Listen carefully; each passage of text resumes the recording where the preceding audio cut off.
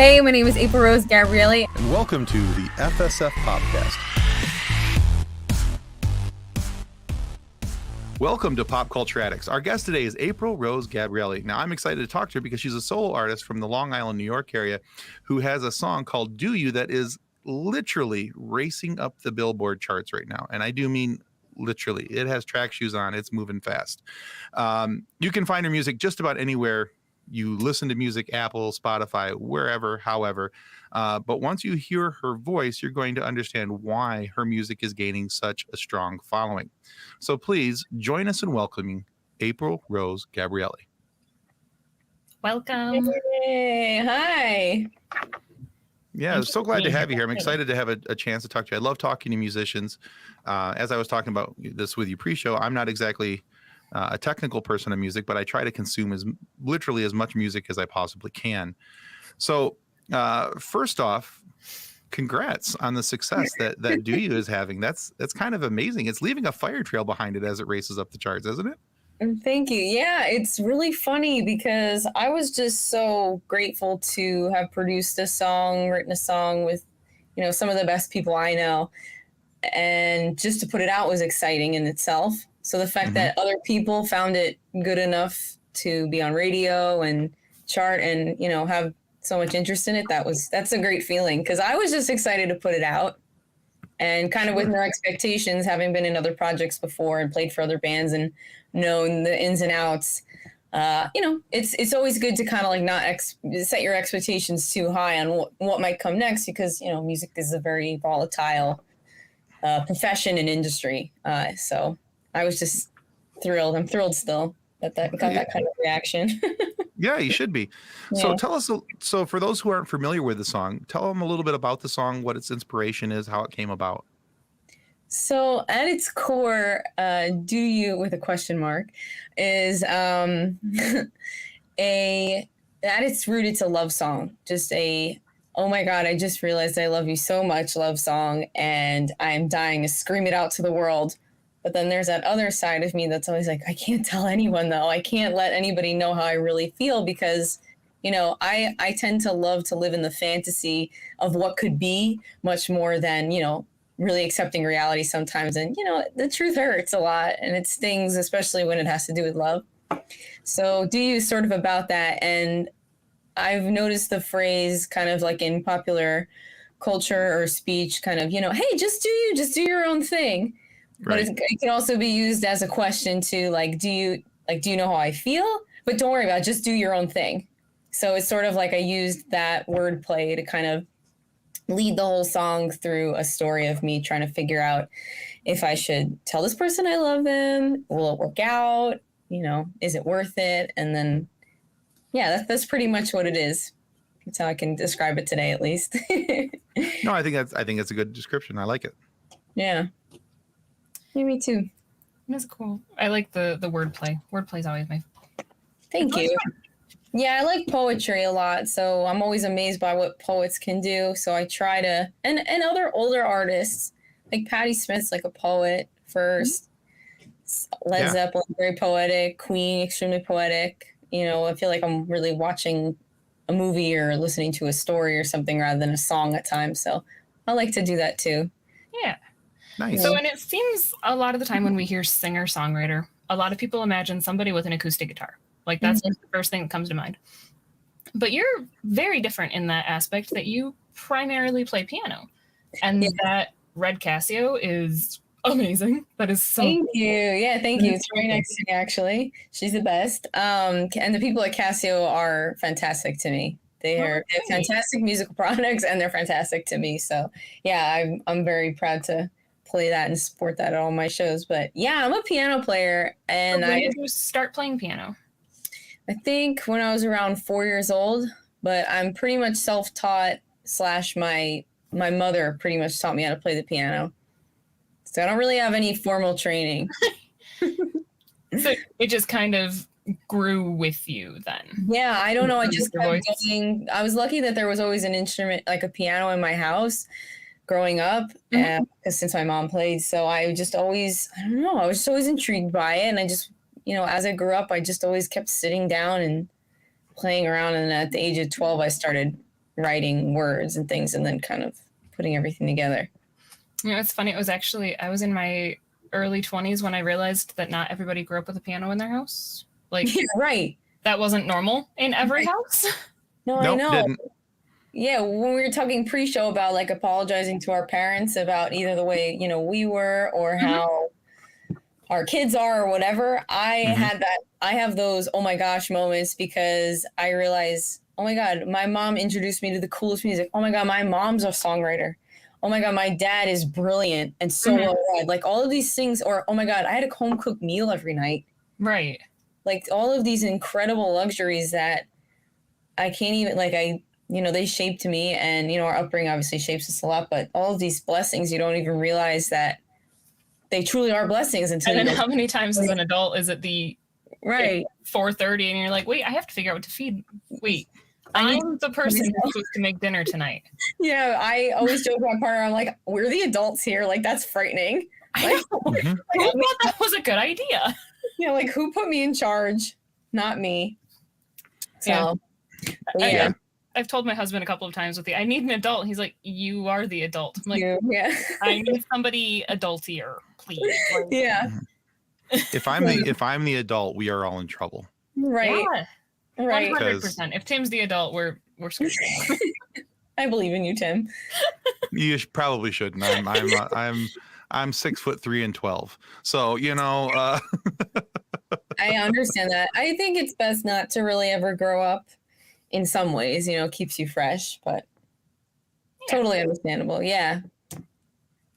But that's cool though. I mean, that it grew with you, that you it grew with you. And I took piano lessons for 7 years, and barely use it anymore, which I feel bad about, but you can always get back into it. Even I teach kids, and I always just say, like, when they're like, I don't have time to practice, I'm like, do you have 5 minutes?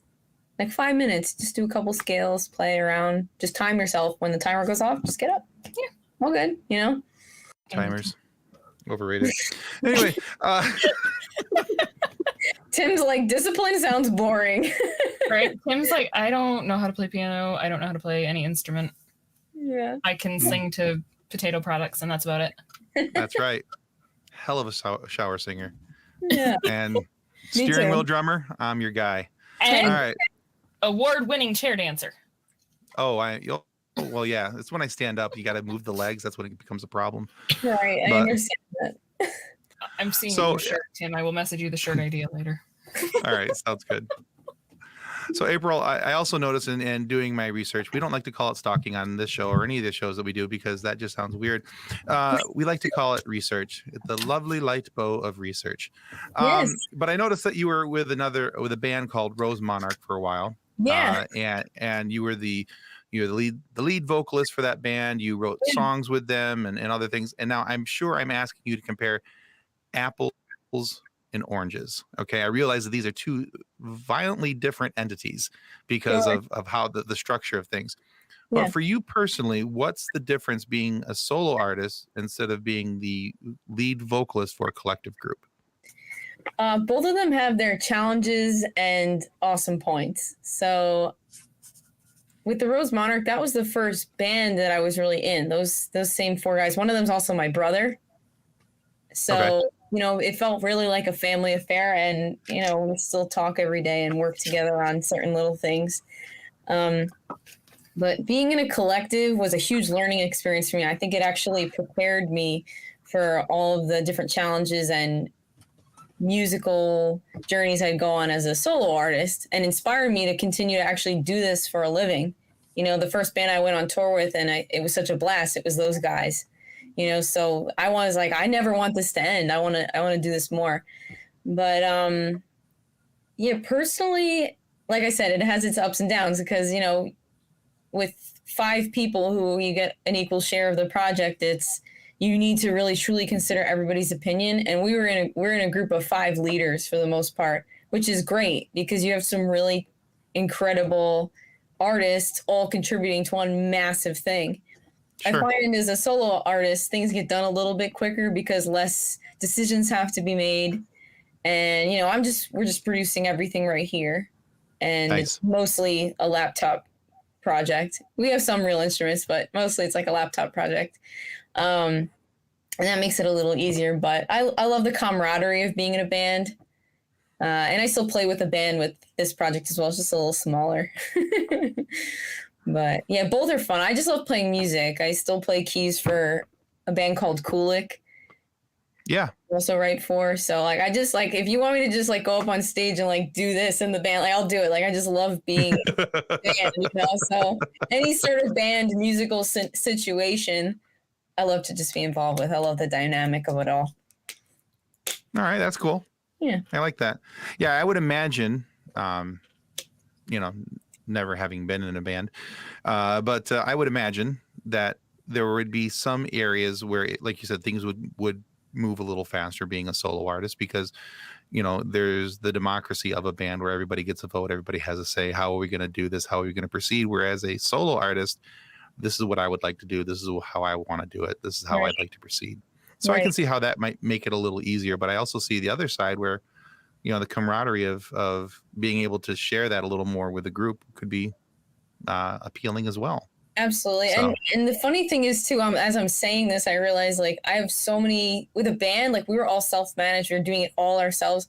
Now as a solo artist, like I have brought on a manager and booking and a label and a publisher and like all of these different people. So while I'm really lucky that my team doesn't necessarily tell me what to do and how to do it, they just encourage my vision, which is nice.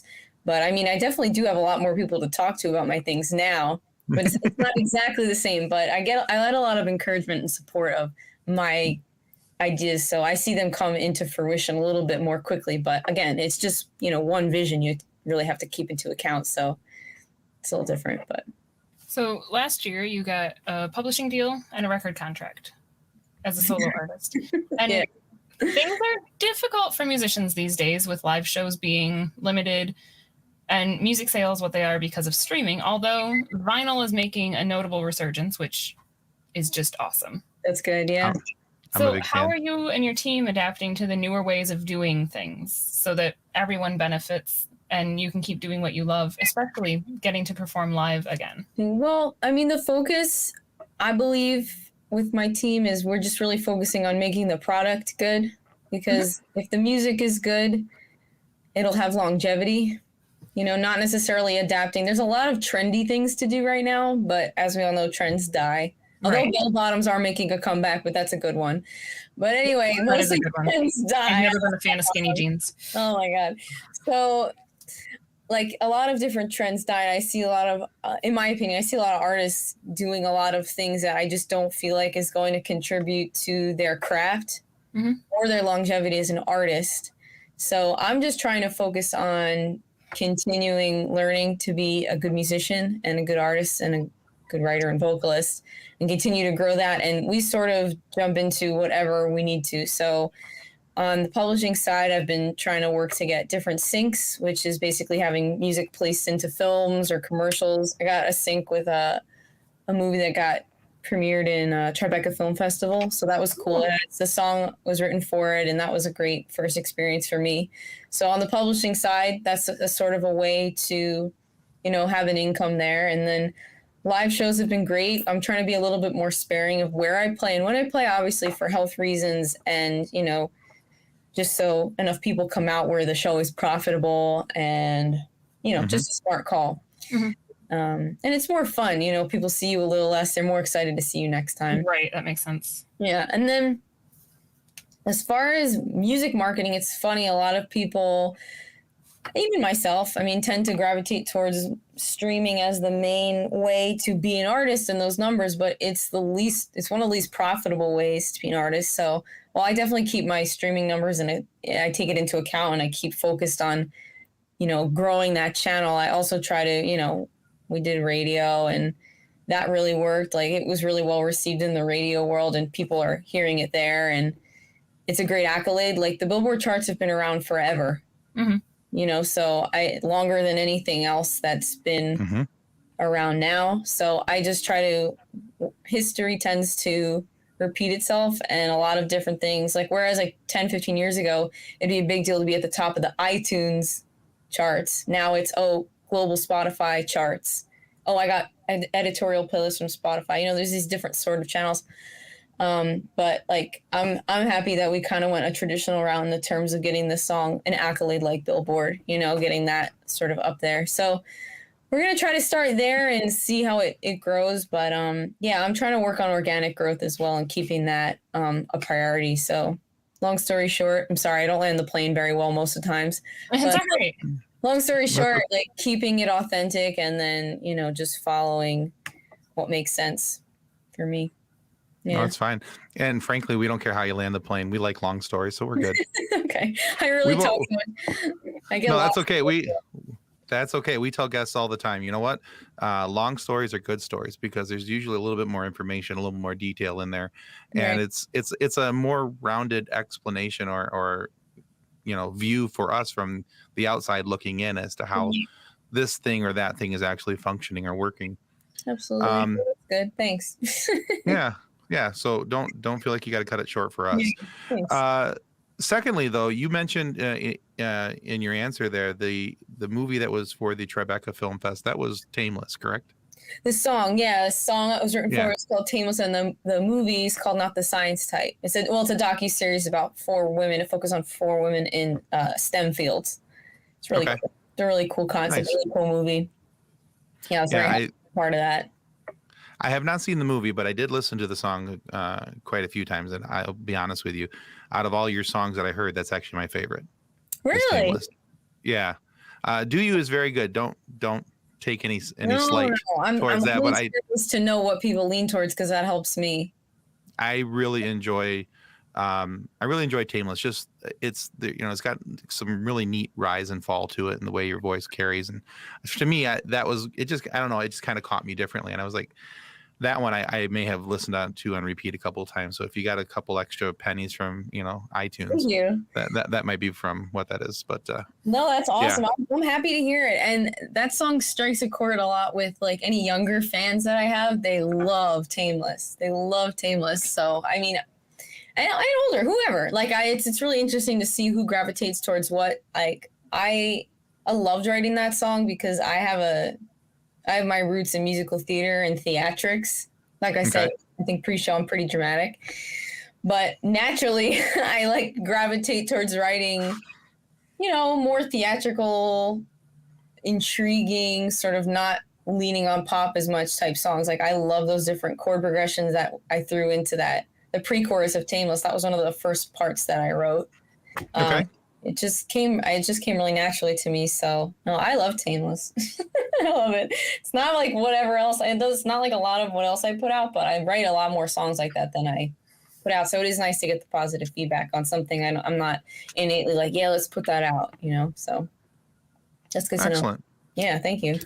So I personally think that one of the reasons for your climb up the charts is your approach to the music itself, just like what you were just talking about just there.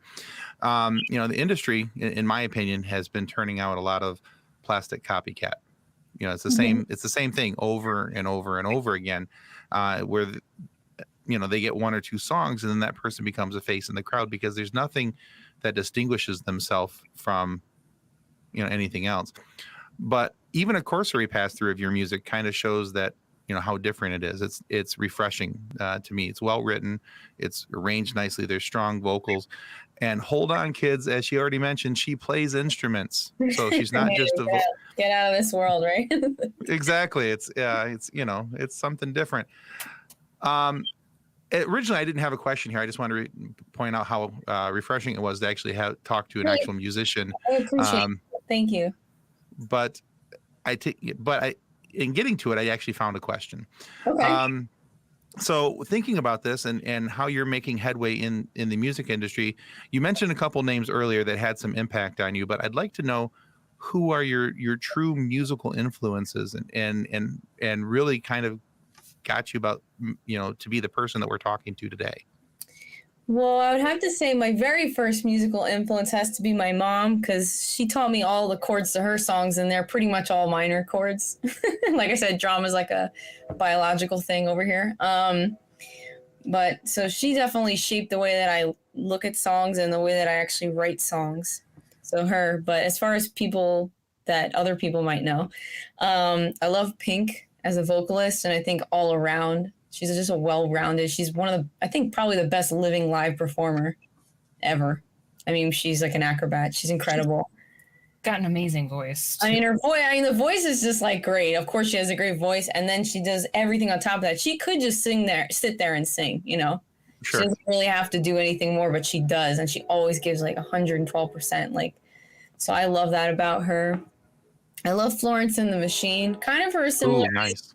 Super well-rounded. Lyrics are, she's a poet. Mm-hmm. No question about it. Totally a poet. I love her. I love Queen. I love Tom Petty. Kings of Leon. Nice. Muse. I love Muse. I love Muse. I love me some Muse. They have a lot of theatrics in their music too that I really appreciate. And I always get stuck on this question because there's like so many, but those are on the top of my mind at the moment. Those are some of my bigger influences that Those are all right. Solid influences though.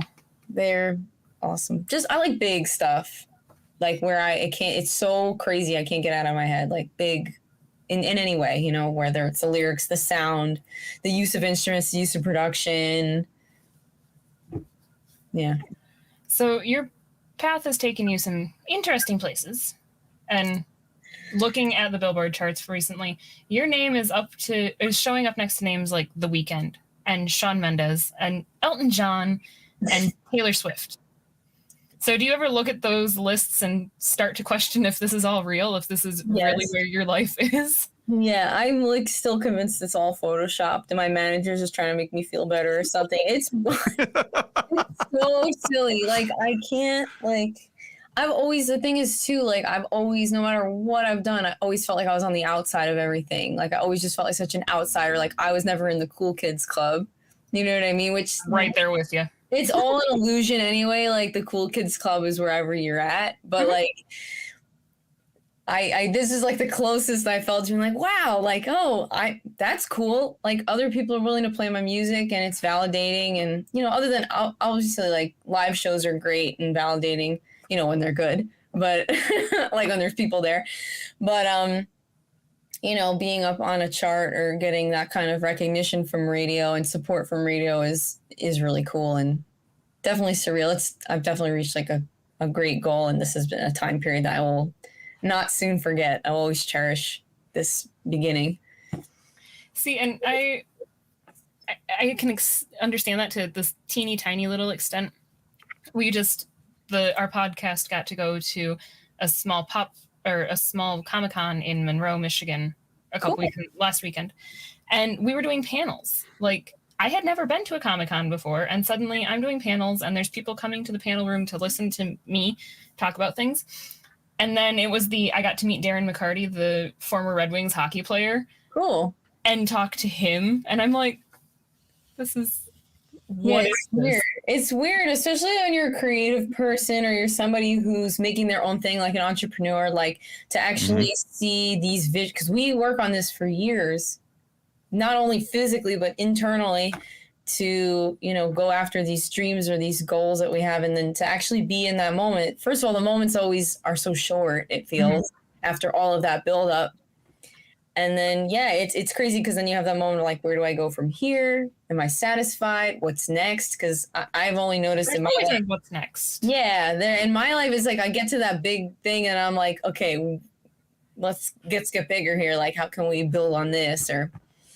But yeah, no, it's a completely the same thing as what you're talking about. I completely can relate. I'm sure that's the exact same thing. Yeah, I cannot imagine my name being next to Elton John and Taylor Swift. Like that would blow my mind. Yeah, I like all of their music too. I love The Weeknd. I love Elton John, and I love Taylor Swift. So it was cool too. Because I actually really like. Shawn Mendes is very talented as well. They're all very talented. Obviously, they're pretty famous. It's Elton John. Of course, he's talented. Well, yeah, you can't really say anything about him. He's the best. But I have a question that I like to ask people when we have them on the show. Yeah.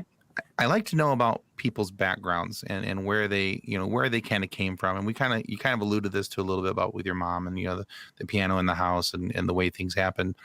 But, you know, everybody's got a backstory at how they got where they're at and, what kind of shaped them to be the person they are. Like for some kids, they saw the fire truck come down the road and they're like, that's it. That's what I want to do. Or they saw their favorite sports, star playing basketball, football, baseball, whatever it was. And they're like, that's it. That's what I want to do. That's what I want to be. So for April Rose Gabrielli, was it always music, or was there something else that held your attention for some period of time? Or like I said, was it always music and that's what it was going to be one way or another? Yeah, it was always music, and I was never going to be without music. I don't know. I feel very lucky for that to be my reality. One of the first thoughts I ever had, or remember having, like being conscious and awake as a baby, was I want to be on a stage with other people. That was just in my mind. Like I said, there was music around the house, and I don't know if, I was in dance classes at a young age, but something in my gut was like, I just want to be on stage. I want to like make things with other people. I just like had this, I didn't even know what to call that. My first thing in my mind, I was like, I want to name it like Kid-tastical. Like I was like 5. Like I wanted it because I was like, I wanted it. I don't know. It's like literally was one of the first thoughts in my mind. Was just silly. I was really little baby. And then that kind of grew up into, still being around music, having the piano in the house. And then around the age of, I guess, 8 or 9, I started getting really heavy into dance. And then at the dance studio, by the luck of it all, they had, so I was like, I want to take voice lessons because I saw some of the other dancers taking voice lessons. So I took a couple months, 1 year. I took like a season's worth, I guess, of voice lessons and had my first vocal performance at 9, singing something from My Fair Lady. And the minute I hit that stage and was singing, I had those like 2003 like pop star mics, but I was in like a little maid costume from My Fair Lady with a broom. And I was like, this was the most amazing experience of my life. And I felt like $1 million after. People were like, oh, you were great, blah, blah. Like people were complimenting me. Like, of course, I was like a 9-year-old on stage, so who knows what it really sounded like, but everybody was so kind. And I just loved the fan interaction. Like all of it was incredible. And then a couple years later, I started going through puberty, which is always fun. So you have like, so many feelings. Puberty's the worst. I know, it's tough, but I luckily had music, so I wound up starting to write music at around 12 or 13, wrote a musical about a bunch of teenagers that go to a boarding camp over the summer because they're all bad at school, but then they all meet each other and they're like, oh, we're all the same. Woo, let's heal through each other. Great. So I wrote that, produced it at 17 in 2 workshops on Long Island. It was like, and then we donated everything because I didn't want to break any child labor laws. And then I tried to get into theater school. They didn't let me in. So I just said, to heck with that. I'm going to cut my hair off, get tattoos, get a business degree, and then play gigs on the side. Played gigs on the side while I was living in New York City. Toured with bands, wrote for bands, things like that. Went on my first big tour with a band named KULICK I had mentioned earlier. Yeah. In about 2018. And through that whole process of meeting him and meeting some managers and just a whole new circle of people, I kind of took it upon myself and some of the new people I met to, turn this into a reality as far as me pursuing this full time and this being a thing that I could actually do to eat and, keep the lights on and things like that. So that's the shortest way I can describe how I'm here now. No, I think everybody's backstory has so many different layers to it. And it's not just one thing that we go, it was this. Typically, anyway, it's never really just the one thing where somebody goes, well, it was this, and this is why I want to do it. There's, to borrow a line from Shrek, onions have layers, and so do backstories. Backstories have layers. Right. Absolutely. I don't watch Shrek again. You're welcome. It's a great movie. Shrek is great. There's definitely moments I can think of that I didn't mention, but like I saw Sutton Foster in Thoroughly Modern Millie on Broadway when I was 9, which was just an incredible experience. Things like that where I was like, oh my God, I really want to do that. And also my brother having been a drummer as well, at the ages of 10 and 12, we were just in his bedroom, basically, like he was drumming. I had the keyboard plugged into the amp, and we were just like going at it. Like he was the first person I jammed with. So, little moments and memories like that too are very crucial. But, all along the way, I kind of always knew in my gut, like music is, I have no choice here. This is what I'm going to do. Too bad. No, All right. I get it. When music is part of you, when music is part of your life, it is always going to be there. Like, It doesn't matter what other pathway you think you might take. No, music, you always go back to music. Yeah. People, it's funny because people will even contact me from not, having talked for a couple years, come out of college a couple years. People are like, wow, it's cool to see you're like still at it. I'm like, what do you mean still? Like, this has never been an option. Like, this is where I'm supposed to go. Like, what's happening. Yeah. Thank you for acknowledging that it's still happening. Thanks for acknowledging that I'm still alive. I noticed. Thank you. There you go. I was questioning it, but now I'm not. Yeah, like sometimes on the fence, but like most days now I'm pretty aware. Like, yeah, thank you. Knowing that this was where you wanted to go, that this was the path you wanted to take, there's a question that I've been asking the musicians that we've talked to lately, because every musician's experience is different. So what advice would you give to someone who's just starting out in their bedroom or in their parents' garage that you wish you had known when you started your musical career? Oh, so much. I think the most important thing is that I feel if you're a creative person or you're creating something, it's coming from a special place, like your gut or wherever it comes from. But I'm going to just reference it like as a gut. So you always have to sort of trust your gut. If you feel a melody should go a certain way and someone's kind of telling you, I don't really like it, as long as you like it and you have a vision for it, you need to be completely in charge and fearlessly in charge of sculpting what your greatest vision is. Even if you're like 12, seriously, like you need to. I have a songwriter that I teach. She came to me as an 8-year-old and her mom was like, she's writing these songs. And these are some of the best melodies I've ever heard. And I feel, with a little coaching and thing, I'm actually trying to be like, hey, let's organize it. Let's do this. But I mean, your youngest moments and your earliest moments are so important. So you need to stay true to them and continue on with them. People will give you advice and coaching along the way, which is very important. But always, keep that second to what you sort of want to do and what you're after. Sometimes, at times in my life, I've gotten so many no's. You will always get a lot of no's in life, but the yeses matter. Mm-hmm. And, you just got to keep moving in the direction that you want to move in. And I used to get bummed a lot, too. This is something I wish somebody told me more. I believed more.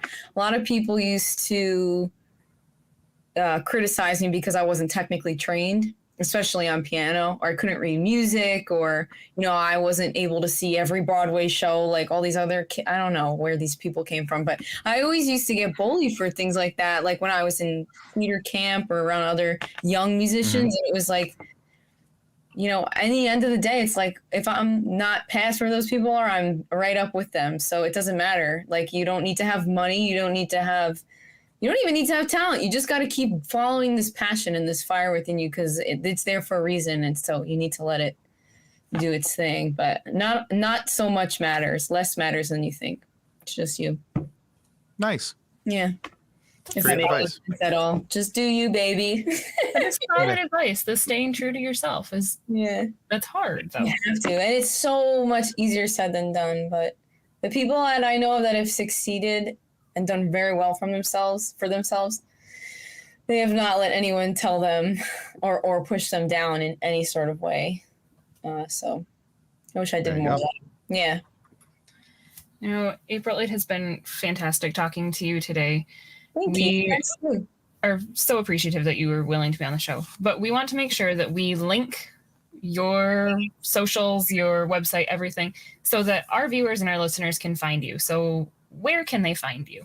Okay, so I got a really big, long name, but I have faith in everybody that they can remember it. So it's pretty much all my socials are at April Rose Gabrielli. That's April like the month, Rose like the flower, ROSE, and then Gabrielli, which is GABRIELLI. So I have a website, Instagram, Twitter, Facebook. I think I'm on TikTok. Yeah, I'm on TikTok. I might start a Discord soon. I'm not sure, but I'm pretty much, if you want to find me, just throw that name into your browser and it should come up. So I should come up. We are going to make sure that we at least link like your Facebook, and the bigger ones will link. Oh, yeah. And we'll just remind people that they can always Google you. Yeah, Googling is the best because it's the thing that you want to see. So I guarantee you'll be the #1 result if you type in April Rose Gabrielli. I know that because that's how I found all your information. I think I am. As long as people get the last name right, I'm all, so. But it's been good so far. So. And actually, I can guarantee that even if you misspell the last name, it's still going to show up. Trust me. You're right about that. Thank you. That's a big confidence boost. Because I misspelled it. So I was freehand. I was free typing and just kind of went, April Rose. No, that's not right. But I'd already hit enter, and it all, so did you mean, yes, had the correct spelling? Well, yes, Google. That is exactly what I meant. That's a true triumph. Thank you for sharing that. That makes me feel better. There you go. Yeah, you're easier to find on the socials than you probably think you are. But yeah. Okay, that's good. Yeah, that's good. I wanted to come up with a stage name, but I'm telling you, like, everything felt so silly, and it's really cool seeing your full name on a Billboard chart. So I feel good about it. I'm sure. Yeah. Ego, I'd be like, okay, but that's like me, so it's cool. So. You're still sticking true to yourself that way too. Yeah, right. That's probably the biggest thing I had to overcome with that. I was like, I don't know, I feel silly using my whole name. I was like, just do it. I'm like, right. There you go. Awesome. Yeah. So do you? Just do you. Point, wink, finger gun. Using her words against her, Tim. Oh yeah, no, I did it too. I do it by accident sometimes. And I want to like hide because I'm like, oh my god, people must think I'm so into myself, and it's like so the opposite.